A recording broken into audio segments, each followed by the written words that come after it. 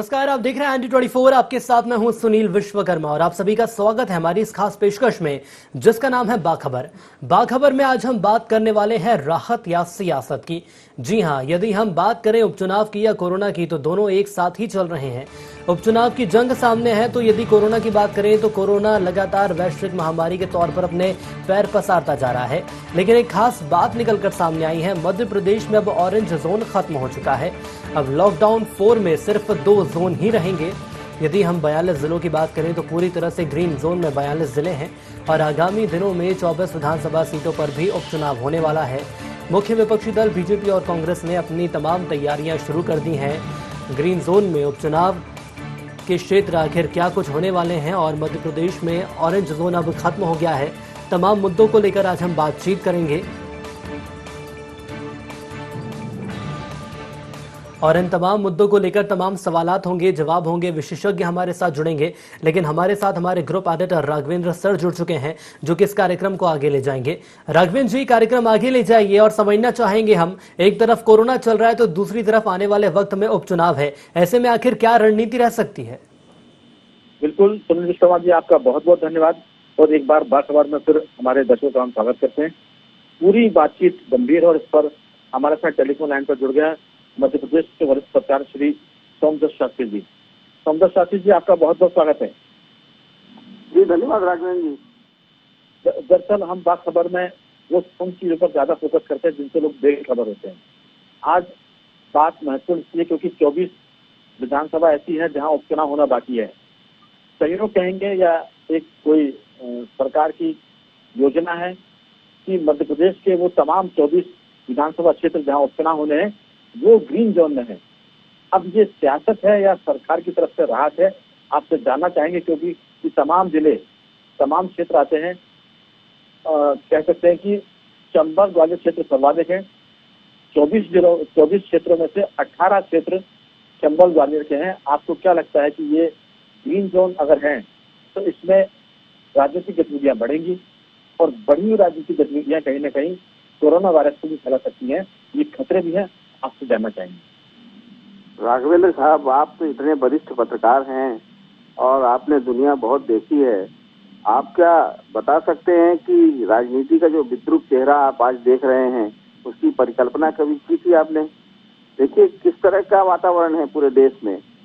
राजनीति इतनी सर्वोपरि होकर नृत्य कर रही है कि मजदूरों का दुख दर्द नहीं देखा जा रहा है लोगों से और राजनेता चुप बैठे हुए हैं। अभी आप देखिए वहाँ यूपी और राजस्थान के बॉर्डर के अंदर एक वहाँ बसों को लेके 2 सरकारों के बीच में तनातनी की स्थिति है कि कितनी बसें थी, क्या नहीं थी, इतनी बसें आई, उतनी बसें गईं। एक पार्टी बोल रही है कि हम इतनी बसें दे रहे हैं, दूसरी पार्टी बोल रही है कि बसों का कागजात पेश करो हमारे सामने। तो उनके लिए ये राजनीति ज्यादा महत्वपूर्ण है, बसें महत्वपूर्ण नहीं रखता, मजदूर महत्व नहीं रखता, राजनीति महत्व रखता है। तो मध्य प्रदेश में भी हम देख रहे हैं पिछले 3 महीने से राजनीति ज्यादा अहमियत रख रही है। आपने सुना होगा कि पिछले जब मार्च के महीने में ये जो लॉकडाउन की स्थिति बनी तो उससे पहले जिस प्रकार की राजनीतिक उठापटक चली उसकी वजह से लोगों का ऐसा मानना है कि राजनीतिक उठापटक के कारण लॉकडाउन की स्थिति बनाने में देरी कर दी केंद्र सरकार ने। क्योंकि अगर लॉकडाउन हो जाता, ये जो सारी गतिविधियां यहाँ सरकार बनाने की थी वो प्रभावित हो सकती थी। तो जाहिर है कि ये उपचुनाव को लेके भी कुछ इसी प्रकार की चीजें सामने आ रही होगी, इसी प्रकार की विचारधारा चल रही होगी। मुझे तो लगता है कि ये एक बहुत ही विद्रूप किस्म की राजनीति है। राघवेंद्र जी, बिल्कुल। दरअसल हमने इसलिए भी इस बात को उठाया क्योंकि अगर ये ग्रीन जोन है तो इन तमाम क्षेत्रों में एक तरह से सरकार को या प्रशासन को उन क्षेत्रों की सीमा सील कर देना चाहिए जो क्षेत्र अभी ग्रीन जोन है। क्योंकि अगर ग्रीन जोन पे सख्ती से आवाजाही बंद नहीं की गई तो शास्त्री जी वो ग्रीन इलाके भी रेड जोन में कन्वर्ट हो जाएंगे। हमें लगता है कि रेड जोन में तो सख्ती की जरूरत है ही है, लेकिन जो ग्रीन जोन है वहाँ रेड जोन से भी ज्यादा सख्ती की जरूरत है। क्योंकि अगर वो संकट में आए तो हम जैसे कह रहे हैं कि मध्य प्रदेश के 42 जिले अभी सुरक्षित हैं, अगर इनमें लापरवाही बरती गई तो जैसा हम कह रहे हैं कि ये 24 के 24 क्षेत्र जो है विधानसभा उपचुनाव के हैं, जहां जाहिर है कि इन दिनों में राजनीतिक गतिविधियां बढ़ेंगी। हमने देखा कि बीजेपी से प्रेमचंद गुड्डू शास्त्री जी कांग्रेस में आ गए हैं, भाजपा में भी आवाजाही बढ़ेगी। तो ऐसे में ये जो ग्रीन जोन है, ये राजनीति का अखाड़ा न बन जाए, खासतौर से जो उपचुनाव वाले इलाके। नहीं, इसमें सबसे बड़ी बात यह है कि एक बार बताइए, ये जो green zone, red zone, orange zone central government की माने गाइडलाइन से तैयार हुआ जी, और उसके आधार पर यह तय हुआ कि ग्रीन जोन कौन सा होगा, रेड जोन कौन सा होगा और ऑरेंज जोन कौन सा होगा। तो स्टेट गवर्नमेंट को उसको वायलेट करने की जरूरत क्या थी? वो सिस्टम बने रहने देते। अगर उसको जबरदस्ती वायलेट किया जा रहा है। शास्त्री जी, केंद्र सरकार ने राज्य सरकारों की मांग पर ये राज्यों पर छोड़ दिया है कि वो अपने हिसाब से कर सकते हैं, लेकिन और बड़ी बात यह है कि राज्यों ने प्रशासन पर छोड़ दिया है कि वो अपने हिसाब से निर्णय कर सकते हैं। तो जो एक तरफ से गाइडलाइन थी, वो गाइडलाइन ब्रेक हो रही है, ये चिंता की बात है। हाँ, वो राजनीतिक कारणों से हो रही है, ये ज्यादा चिंता की बात है। आपने जिस तरफ इशारा किया है वो सबसे ज्यादा चिंता की बात है कि कल ग्रीन जोन जो है वो रेड जोन में ना बदल जाए, क्योंकि राजनीतिक गतिविधियां शुरू होने के बाद इन 24 विधानसभा क्षेत्रों में कुछ इस तरह की स्थितियां बनेगी कि वही चुनाव के चिल्लपों, शोर शराबा, लोगों का आमदरफ्त, मिलना जुलना, सभाएं उभाएं इत्यादि बहुत सारी। आपकी बात तो आगे बढ़ा रहा हूँ शास्त्री जी। दरअसल हमने देखा कि पिछले दिनों इंदौर से कांग्रेस से भाजपा में जो लोग आए थे, वो बाकायदा बीजेपी दफ्तर आए भोपाल, मुख्यमंत्री और प्रदेश भाजपा अध्यक्ष उनसे मिले। तो जो बात हो रही है कि फिजिकल डिस्टेंसिंग, आप दूरी बनाकर चलें, तो ये राजनीतिक गतिविधियों के चलते, चुनावी गतिविधियों के चलते ये सारी जो दूरी है, फिजिकल डिस्टेंस, ये टूट रहा है। तो जब राजधानी में टूट रहा है मुख्यमंत्री के स्तर पर, प्रदेश भाजपा अध्यक्ष के स्तर पर, तो फिर जो जिले की बात है वहां तो टूटने का है ये संकट, और ये ज्यादा बड़ी आशंका है। नहीं, चुनाव प्रचार में तो ग्रामीण क्षेत्रों में इसका टूटना तय है। जैसे ही आप कोई आदमी वहां पहुंचेगा तो वो लोग जो निकलेंगे, कार्यकर्ता निकलेंगे, नागरिक निकलेंगे, वो तो माने एक समूह में ही निकलेंगे और समूह में ही आपको सुनने आएंगे या समूह में ही आपसे बात करने आएंगे, समूह में ही वोटिंग करने जाएंगे और बहुत सारी चीजें होंगी।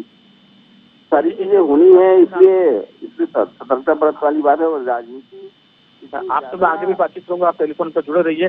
हम ऋषि पांडे जी से भी बातचीत करने की कोशिश कर रहे हैं, लेकिन हमारे साथ फोन लाइन पर जुड़ गए हैं योगीराज योगेश, पत्रकार। योगीराज जी, आपका बहुत बहुत स्वागत है। जी सर, दरअसल सोशल या फिजिकल डिस्टेंसिंग की बात हो रही है, लेकिन जिन क्षेत्रों में उपचुनाव होने हैं वो सौभाग्य से ग्रीन बेल्ट है, ये ग्रीन जोन है। अगर उन ग्रीन जोन में सख्ती नहीं बरती गई, दूसरे शहरों से लोगों को आने से नहीं रोका गया, दूसरे जिलों से आने से नहीं रोका गया, तो बहुत जल्द ये ग्रीन जोन जो है वो रेड जोन में कन्वर्ट हो जाएंगे, खासतौर से वो इलाके जहां उपचुनाव होने बाकी है। आपकी इसमें क्या राय है?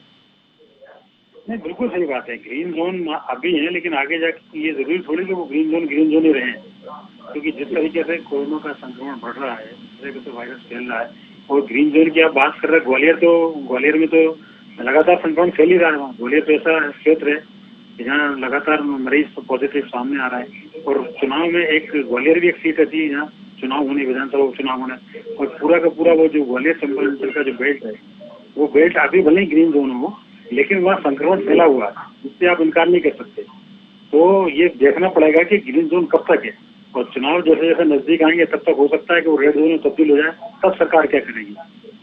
हाँ, हालांकि अभी चुनाव की तिथि नहीं आई है, लेकिन कांग्रेस बीजेपी दोनों सक्रिय हो गई। मैं क्योंकि 24 विधानसभा क्षेत्रों की बात कर रहा हूँ, उनका जिक्र कर दूं कि मुरैना जिले में आने वाला जौरा, मुरैना जिले का ही सुमावली और मुरैना जिले का प्रॉपर मुरैना ही विधानसभा के उपचुनाव क्षेत्र यहाँ होंगे। 3 उपचुनाव होंगे।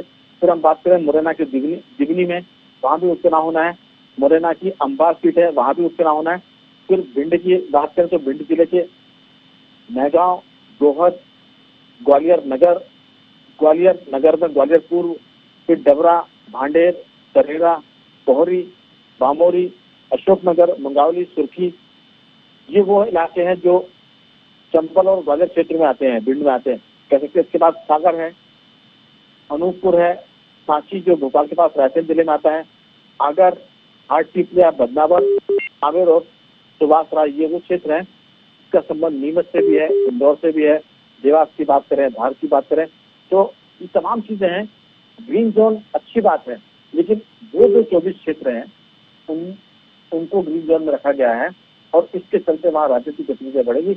हमारी आशंका ये कि इससे वो रेड जोन की तरफ जाएंगे, क्योंकि वहाँ जरूर संक्रमण बढ़ेगा। आपका इसमें क्या कहना है? नहीं, बिल्कुल सही बात है। धीरे धीरे आप देखो, कोरोना का अभी कोई ऐसा तो कोई ना तो कोई वैक्सीन हुई, ना उसका कोई इलाज हुआ। ये तो चिकित्सा विशेषज्ञ भी मान रहे हैं। और संक्रमण कम नहीं हुआ, ये भी तय है। संक्रमण लगातार बढ़ेगा, चाहे वो ग्रीन जोन हो, चाहे ऑरेंज जोन हो, चाहे रेड जोन हो, आप उसको रोक नहीं सकते। और 24 उपचुनाव जो हुए उनमें से 16 योगराज जी, मेरा आग्रह है कि हम बातचीत को आगे बढ़ाएंगे, लेकिन शास्त्री से भी आग्रह है कि आप टेलीफोन पर जुड़े रहिए, क्योंकि हम जा रहे हैं एक बहुत छोटे से कमर्शियल ब्रेक पर, जल्द लौटेंगे।